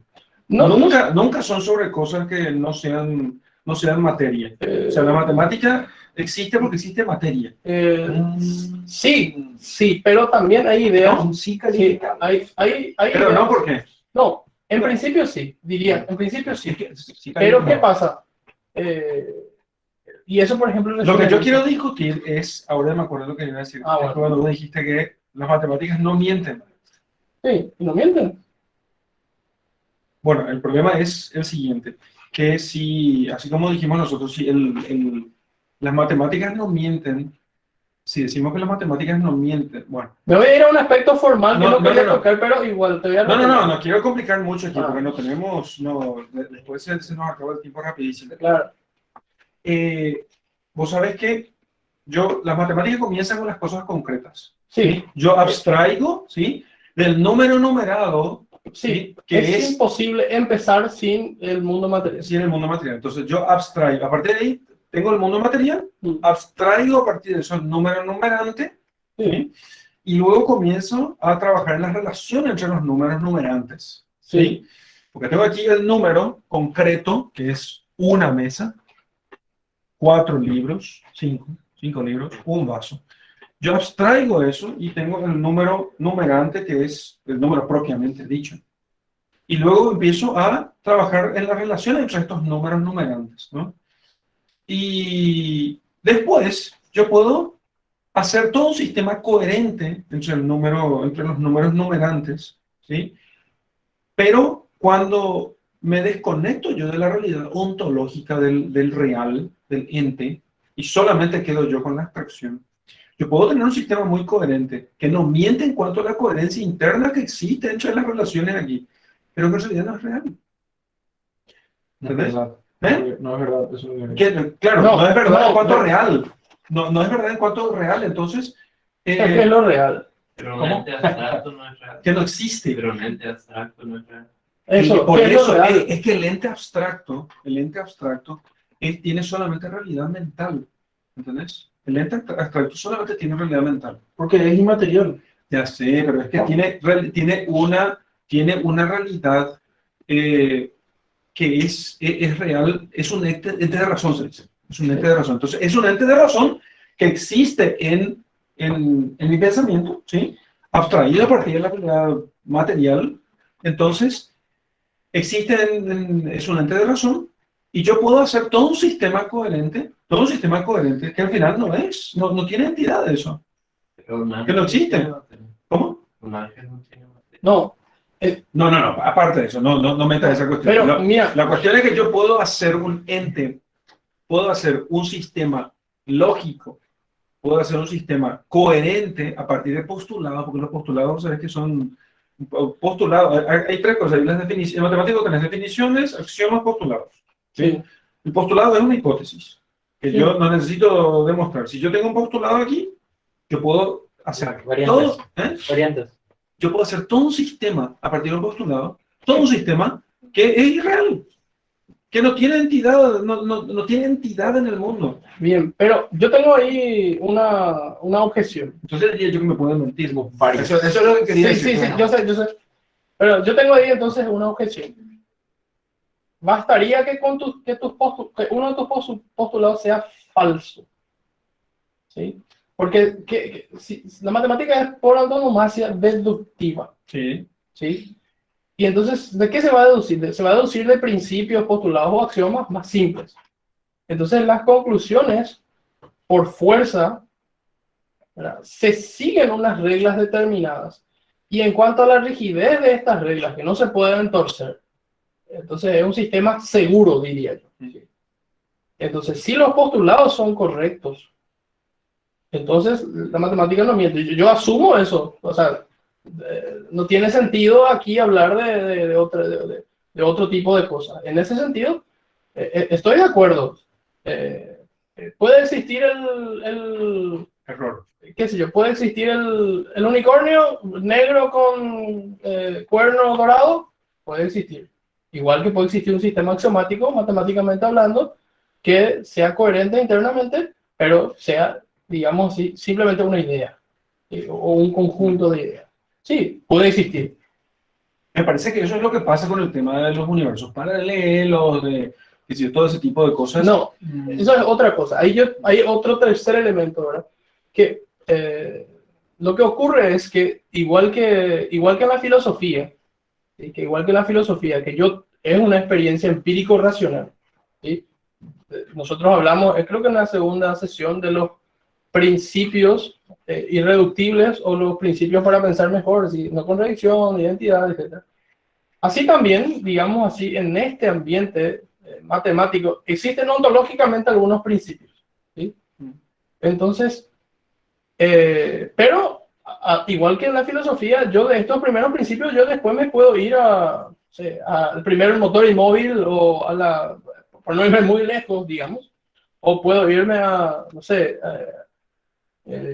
a la causa eficiente o las cuatro causas exitosas. Tipo, es un sistema que se sigue de esto primero y que se desarrolla a un nivel donde ya no es posible, digamos, verse reflejado en el mundo materialmente hablando, sino hay cosas que necesariamente yo voy a tener que tenerlas en mi cabeza, o sea, tenerlas como idea. La matemática ocurre lo mismo, ¿sí? Porque es muy interesante. Por ejemplo, el número pi, todo el mundo vio el número pi alguna vez en su vida. Lo podemos dibujar, pero hasta ahora no lo podemos representar, no sabemos cuántas cifras tiene. Claro, que está completamente. Sí, no se puede escribir, pero lo podemos dibujar. Sí, lo dibujamos en un gráfico. El número E, la base del logaritmo neperiano, la misma cosa. Que son los números irracionales. Y esos son los números que Pitágoras le llamaba trascendentes. Porque era como una especie de... Eso que vos dijiste, era una especie de cosmología así. ¿Sí? Entonces, creo que sé dónde querés llegar. Digamos, los matemáticos modernos o el avance de esta ciencia en la actualidad apunta hacia algo que, bueno, este tema de la teoría de cuerdas. No es que las matemáticas estén equivocadas.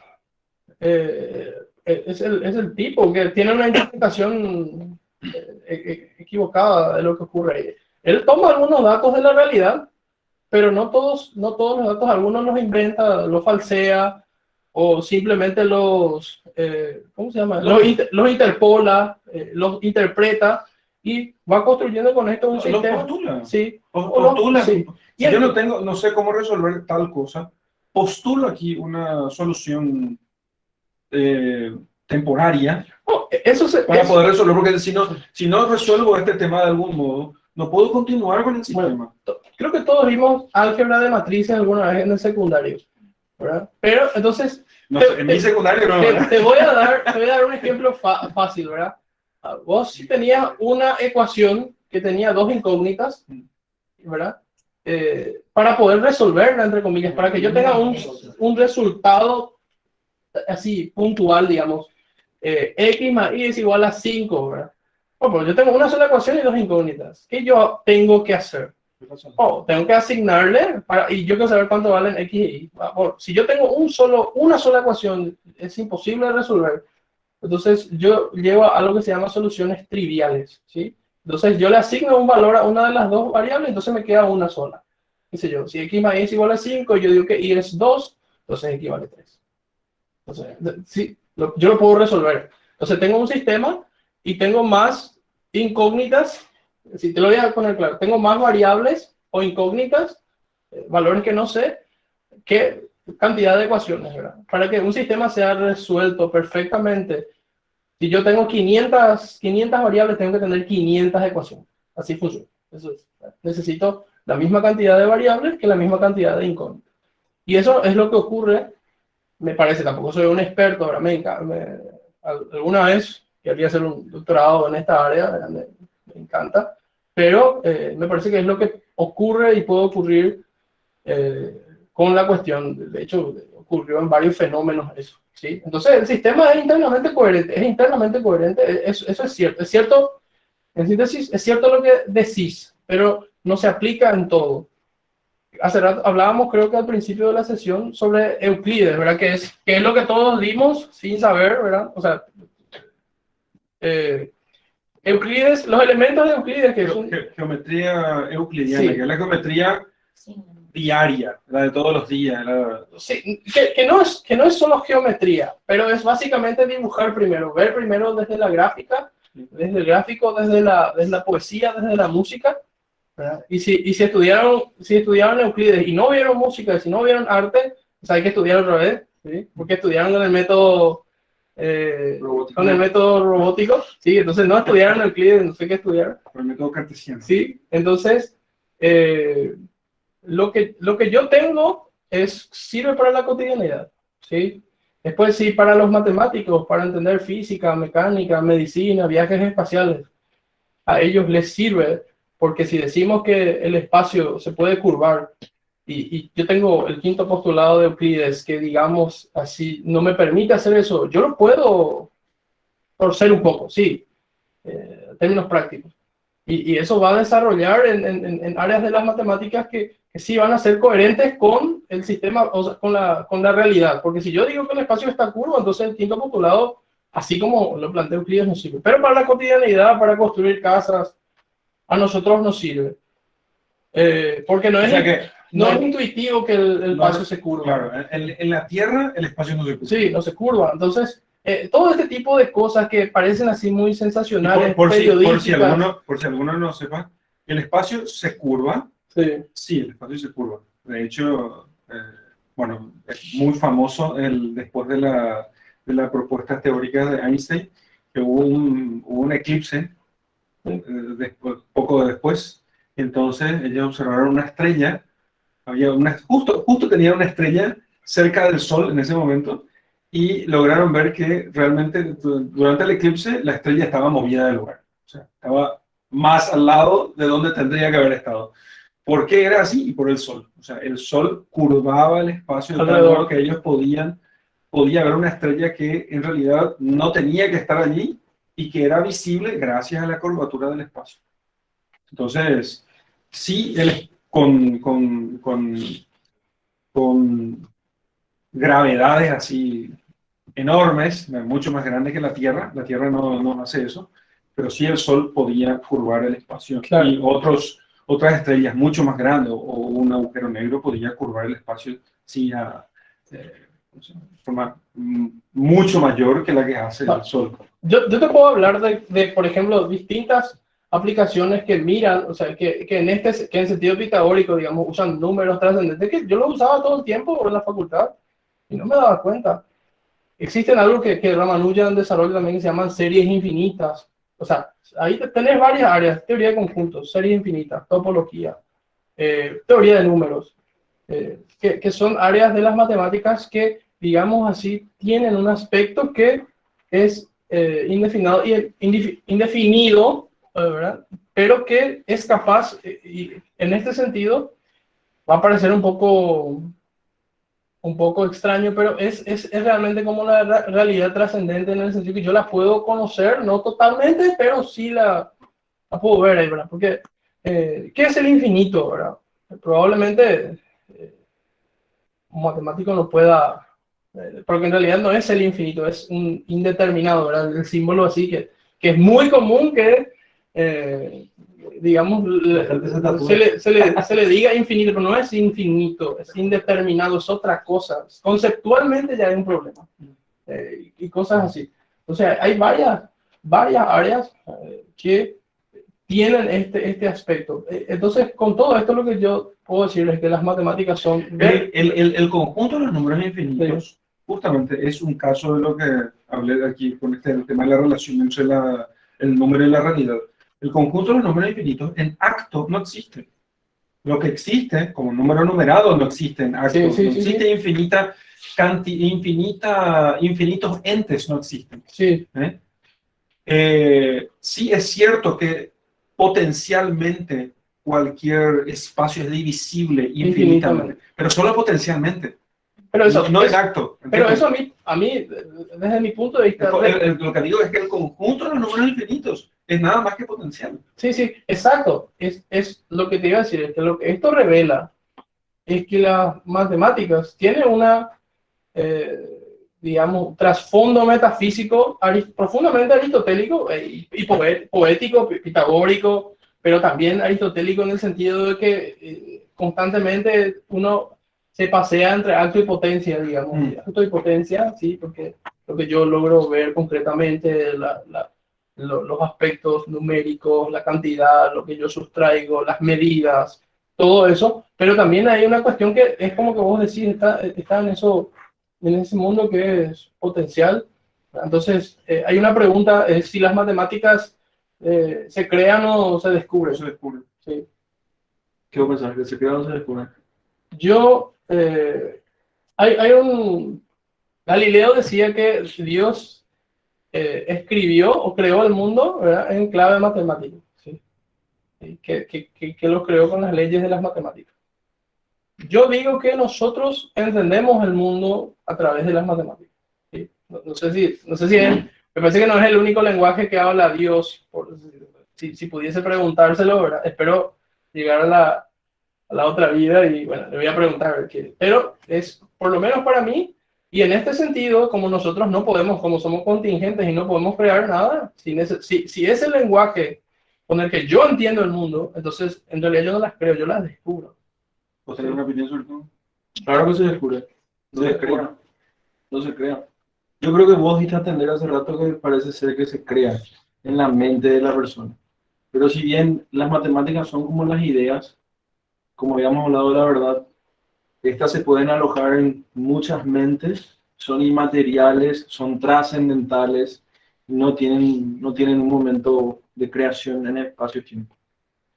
Entonces, en ese sentido, porque si partiendo de esa idea, la verdad existiría y los números existirían igual si no hubiese ninguna mente que la pueda pensar humana. Los animales no lo pueden hacer. Sí pueden tener una intuición sobre acá hay otro, una diferenciación de no contradicción y demás otras cosas, ¿verdad? Pero los números, así como el significado de las palabras y el lenguaje, ¿sí?, existen, no en el sentido de compuestos, ¿verdad?, pero tienen significado antes de estar asignados e identificados por nuestra mente en las cosas. me parece que las matemáticas en cierto modo se descubren y en cierto modo se inventan. ¿Sí? En cierto modo se descubren en tanto que hay relaciones. Tengo otra película para eso. Bueno, verá. Yo creo que en cierto se descubren en tanto que hay una relación, porque así como dije yo, hay un uno trascendente, ¿sí? Que es principio de la multitud, de la multiplicidad, y ese uno es el que es propio de cada ser. Si hay un ente, hay un uno, ¿sí? Y si hay varios entes, hay varios unos. Entonces ahí se descubre, digamos así, ese uno trascendente, la unidad trascendente de las cosas. Y se inventan en cuanto al lenguaje. ¿Entendés? En cuanto al lenguaje, en cuanto... yo creo que el símbolo, yo creo que el símbolo es arbitrario. El símbolo, Esa es la parte importante que tenés que arreglar. eso es lo que yo dije que se inventa. No, y bueno, Hay una relación que existe. Hay una relación castellano, bueno, arábigo, romano. Bueno, pero eso, entonces Tiene el hay, mismo significado. hay una relación que se descubre y hay un lenguaje que se inventa. Ok, está bien. Olavo de Carvalho dice algo muy interesante respecto de las matemáticas. Dice que las matemáticas prueban la existencia de Dios, justamente por eso que él acabó de decir. ¿Por qué? Y porque si, aunque no existiese ninguna mente humana para abstraer que 2 más 2 es igual a 4, 2 más 2 es igual a 4. Sí, aunque no estuviese nadie de esta miserable raza para entender eso, 2 más 2 es igual a 4. El tema es que, bueno, Y si no existiera el mundo material, también sería A ver, verdad. La lógica sería También sería sí, verdad. la lógica sería la misma, claro. Si no existiera el mundo La verdad es material. una relación. El problema es que no entre dos cosas. existiría el método propiamente de las matemáticas. no habría aplicación. Por eso dije que el origen de la... Porque fíjate, si... No había nada que Fíjate, asignar. no, si la matemática... No, espera. No había nada que asignar. No, ya sé que no hay nada que asignar. Lo que digo es, el número comienza, o sea, la base del número está en el continuo, o el número discreto que es, o sea, esta es terminología escolástica, si el número discreto su base está en el número continuo. El número cuantitativo. Si el número discreto, 1, 2, 3, 4, abstracto, su base está en el número continuo o sea, la extensión, solo se da gracias a la corporeidad de los entes. Si no hay cuerpo, no hay extensión. No necesitamos el número numerante. Entonces, sin mundo material, bueno, me diría usted, mundo espiritual, sí. Sin el mundo... de reposo, donde Claro, no habría... No hay Habría que los asignar el principios. significado. No No, puedo asignar claro. el significado nomás. Bueno, pero los principios son los importantes. Eso es lo que dice Pitágoras y eso es lo que nunca te dijeron sobre las matemáticas. Los principios. Sí, por supuesto. Nosotros, porque o si no, nos va a llevar fatalmente a pensar otra vez en sentido cartesiano. ¿Sí? Y ahí está el problema. Sí. Ahí está el problema.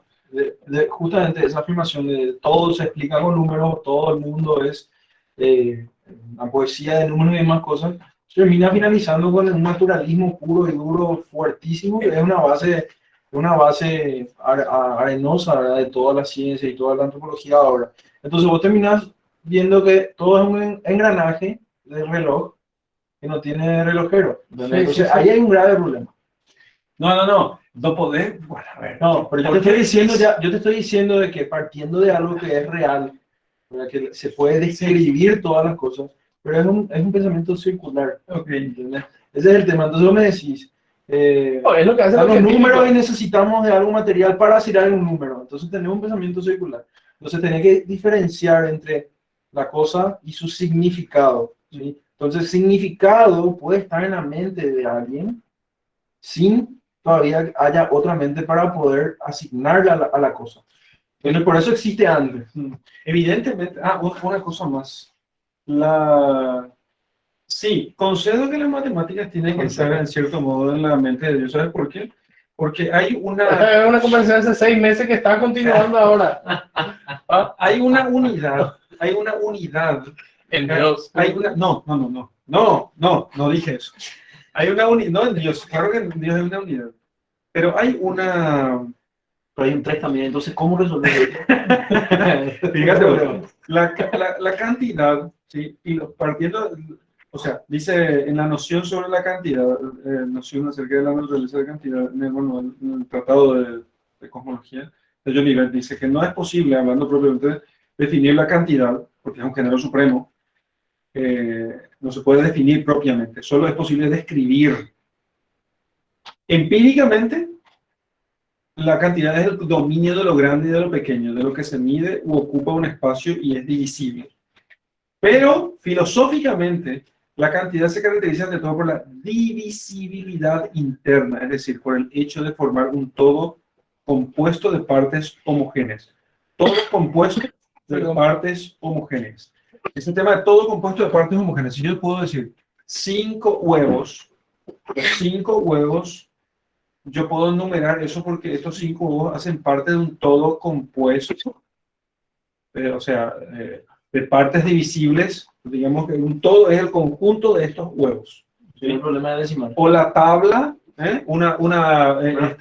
esta pantalla, esta tabla que tenemos aquí, es un todo. Ustedes dirán, pero esto no tiene partes. Sí tiene partes. Potencialmente divisibles. Que es lo que dije hace rato. Entonces se llaman átomos. No átomos todavía. Todavía no átomos. Pero podés llegar a los átomos. Sí, pero sí. te digo, el agua, por ejemplo. Claro, el agua, claro. fíjate. Molécula, El agua vos tenés... ¿cuál es el principio de divisibilidad del agua? No es que yo pueda separar el hidrógeno del oxígeno, no. sino que la hidrógeno y oxígeno, H2O, ¿sí? Es una molécula de agua. Eso es agua. Vos separás el hidrógeno y oxígeno y no tenés agua. Pero si tenés la molécula de agua, ¿sí? Si tenés muchas moléculas de agua, vos, la separación, el hecho de que yo pueda mesurar el agua, Claro, dividir en pequeñas partes. es porque Pero de agua todavía. Siempre de agua.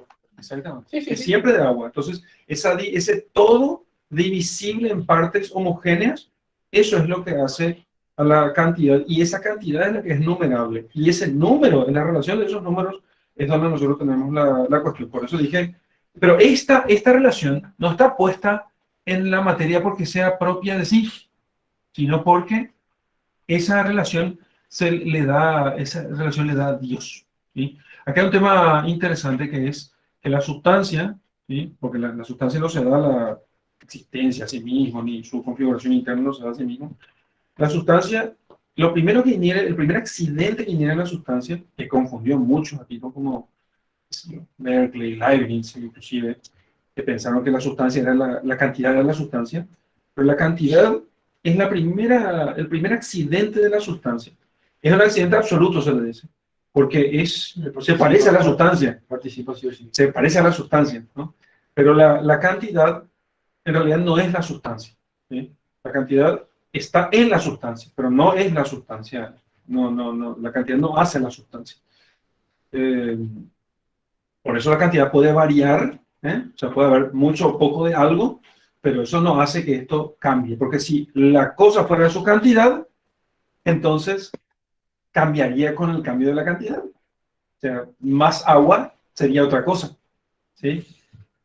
Esta distinción es importante, esta distinción es tan importante, que es la cuestión que fundamenta la transustanciación de la Eucaristía. Porque fíjense que cambia la sustancia y ¿dónde inhiere la cantidad?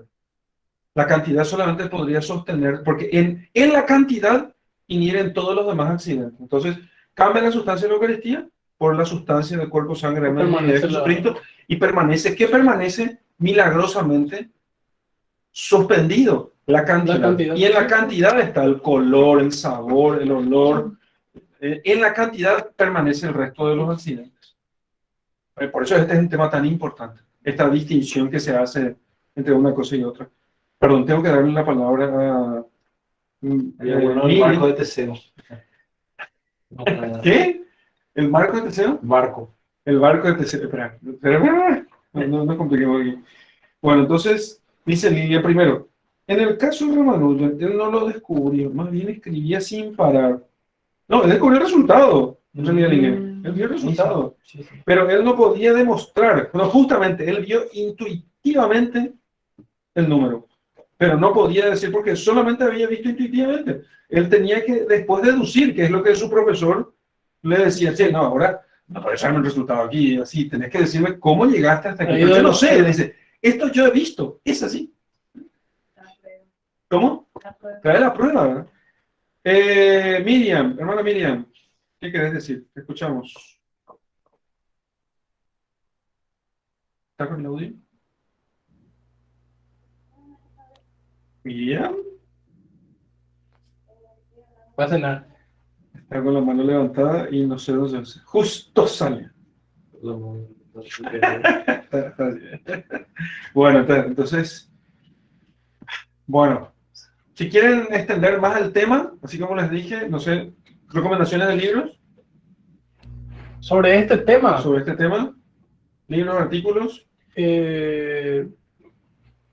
Bueno, Yo quiero me saber, empieza la duda. yo quiero saber Sí. cómo Ramanujan, en tu opinión, obtenía todas estas cosas. Pero si acabamos de decir. No, quiero que me digas en una frase. Yo tengo 5 años ahora. Yo te dije para mí, sí, viendo. Pero vos no aceptás entonces ¿Qué? mi tesis acerca de cómo Claro la que sí, ahora, ¿quién lo dio nomás el tema? ¿Qué? ¿Qué o quién lo dio nomás el tema? Contemplación natural del orden cosmológico. Contemplación natural. Fíjate que hay probablemente algo no más. quiero extenderme mucho el tema, sobre ese tema, pero eso se da, bueno, no es fácil, es posible para cualquier persona llegar a la contemplación natural si vos tenés ejercicio de símbolos, relaciones, si tenés cultivo del espíritu, vos podés hacer eso fácilmente con la lección divina. Es lo que yo hago. Yo no tengo dones infusos, pero lo que yo hago en la lección divina cada semana es contemplación natural. Sí, es de cierto modo análogo a los dones infusos, pero en un nivel Natural. natural. Sí. Natural. Yo estoy de acuerdo porque por lo que a mí me convence, o sea, me parece que es lo mismo, básicamente, ¿verdad? Él le da una categoría así, pero es lo que dice Pitágoras, ¿verdad? Que en el silencio, ¿sí? Que él logra aislarse y cuando uno, bueno, en los pocos lugares del mundo donde hay silencio, es un templo relativamente respetado, ¿sí? Menos nuestros templos no un templo católicos. católico de Ciudad del Este, ¿verdad? Que está con guitarra eléctrica y todo aparece a veces. Pero, entonces, en ese silencio, él puede escuchar ese sonido de las esferas del que habla Pitágoras. Te lo estoy diciendo de un modo poético, él le pone categoría. No, esperas que se relacionen Sí. entre sí. Fíjate, en la cosmología antigua que ya hablamos aquí, esperas que se relacionen entre sí, donde hay una relación de jerarquía y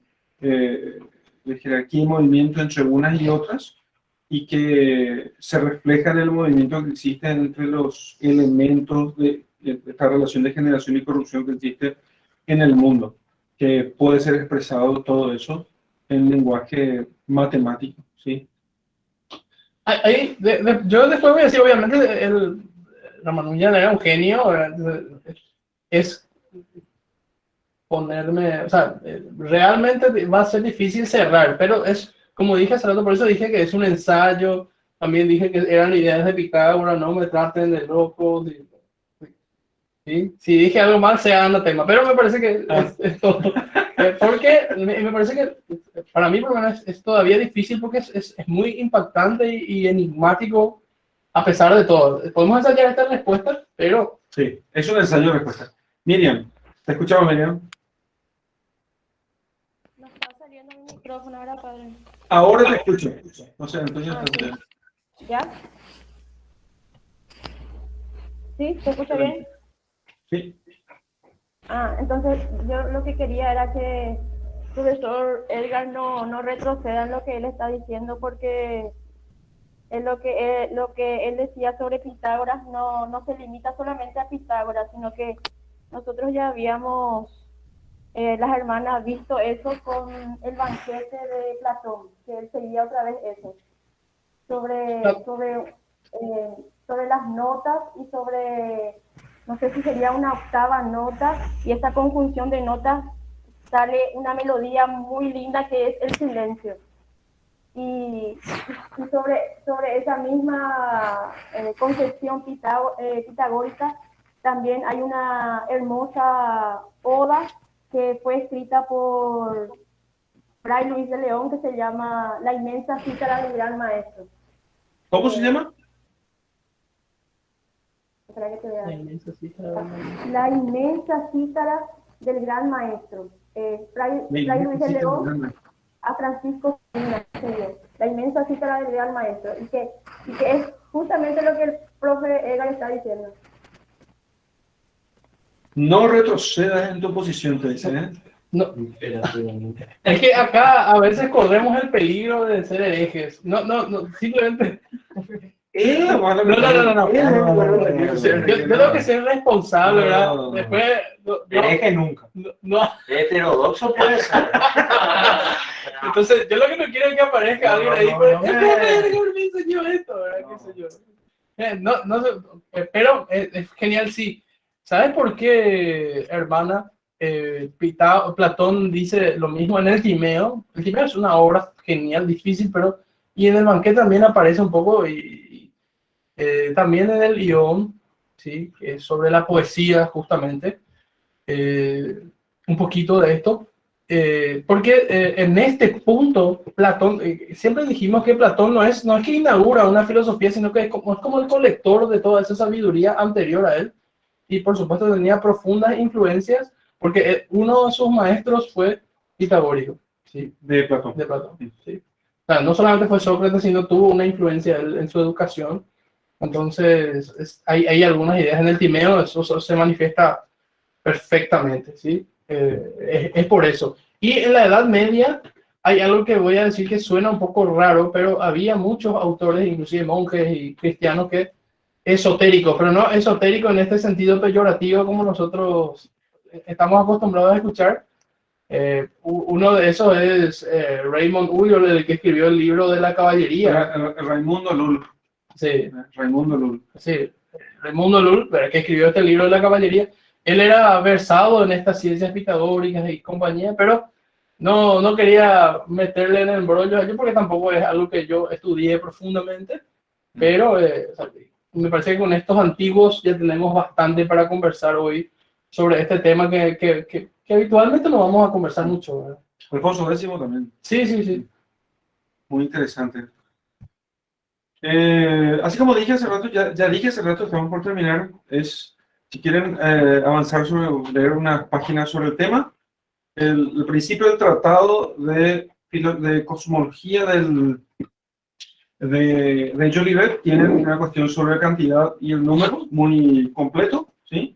No es de fácil lectura, pero si quieren leerlo, allí tienen. También en el manual, yo les pasé a Samuel estos días el manual de filosofía, el manual o curso de filosofía de Jolivet, que es un solo libro de 480 páginas. He conseguido he conseguido el libro, después voy a ofrecerle a ustedes para ver si quieren comprarlo, ¿no? El libro impreso. Entonces, me está mirando acá ese negocio, ¿eh? Entonces, si quieren comprarlo, no tengo el tratado pero sí el manual. Lo que pasa, el problema del manual es que está muy condensado. Entonces uno mira así y dice, no tiene nada de esto, ¿verdad? Entonces, hay que ampliarlo. 6 minutos cada página. Sí. El manual de filosofía que te pasé, Samuel, ahí Samuel va a reenviar, pero les digo, está recondensado eso. Yo volví a leer. Pesado. Sí, pesado es. No es pesado porque no esté allí. El profesor, como me pasa a mí con el curso superior religioso, yo voy a dar un curso, tengo un montón de otros libros, entonces yo uso eso como esquema. Voy leyendo los tópicos y desarrollo y amplío la cuestión. Pero si uno lee solamente eso, dice, esto no. El manual sirve solamente si uno tiene un profesor, realmente. Si no tiene un profesor, no lo comprendes. Bueno, entonces, ¿terminamos? Sí, me parece que dijimos bastante Muy sobre bien. este tema. Creo que esta vez ya llegaste tarde. ¿Aprobaste de la clase de hoy? Hoy sí, porque acá, estaba pasando bajo la caña, el tema de espacio-tiempo fue... Me parece que este tema es... Yo terminé el tema de espacio-tiempo diciendo la vez pasada, esto fue un desastre. Se apagó la cámara y decía, un desastre, dije yo. Un desastre. Pero hoy sí con el tema de matemáticas, gracias Ramanujan, Sí. creo que terminamos bien. Eso porque me callé mucho nomás. No, nada que ver. No tiene que ver con Datos heterodoxos. con las intervenciones, ¿verdad? de Didier, tradicionales. Tradiciones. Más tradicionales que la clásica. Esotéricas, ¿eh? Intervenciones esotéricas. Ay, ay, ay. Bueno, acá bueno, gracias Roberto, dice, la disfruté, buena charla, disfruté, muchas gracias. Bueno, señores, ya está, no alargamos Ok. más. Le Hasta agradezco luego. muchísimo a todos por haber estado hoy. Gracias, Lier, por callarte. Gracias.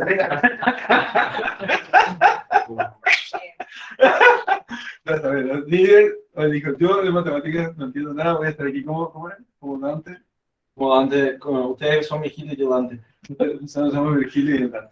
Ah, ¿Qué quieres El anunciar? tema es que luego Virgilio retrocede y Dante se va solo. ¿verdad? Claro. Yo quiero contarles que ¿cómo se llama? El año que viene, en el programa de Humanidades, vamos a entrar finalmente, después de 3 años, a los romanos. Así que el año que viene vamos a meterle a los romanos finalmente, después de 3 años de dar griegos y compañía, y aquí con el pagano Ahí vamos a cambiar los nombres de los dioses. el pagano no, lo que vamos a ver es cómo la cultura griega cuajó en una cultura que fue todavía más grande todavía, ¿no? Súper más grande. Súper masiva. Súper masiva. Entonces, ¿cómo esto? O sea, uno dice, híjole, qué lindo todo lo de los griegos. Entonces, ya cuajó en alguna cultura. Sí, cuajó en Roma, ¿no? Entonces, Casi eternamente. casi eternamente. Porque alguna vez alguien me dice, ¿y cómo es posible que todo esto que estudiamos nosotros puede cuajar en una cultura? Y cuajó en Roma, ¿no?